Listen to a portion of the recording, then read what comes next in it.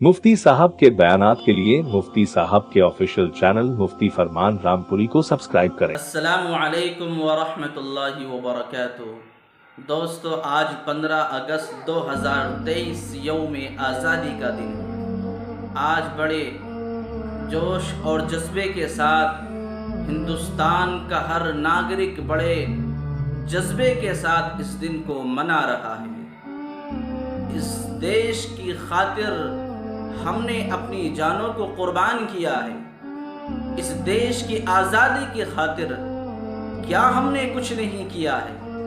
इस देश की खातिर हमारे बड़ों ने अपनी जानों को दे दिया है।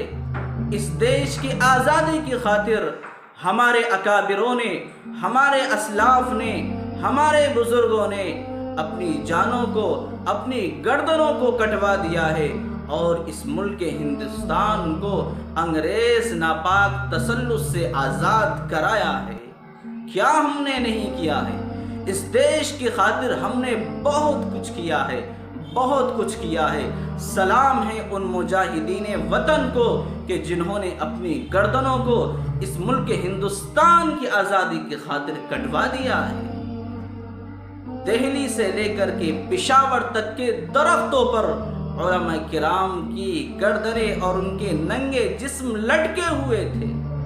क्या कुछ नहीं किया है हमने इस देश की आज़ादी की खातिर?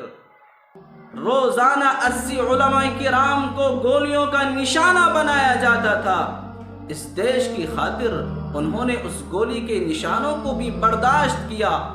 तोपों से उलमा किराम को निशाना बनाया जाता था, लेकिन हमारे बुजुर्गों ने उस तोप का निशाना भी सहा, हर जुल्म सहे, अपनी खूने जिगर से इस मुल्क हिंदुस्तान को उन्होंने आज़ाद कराया है।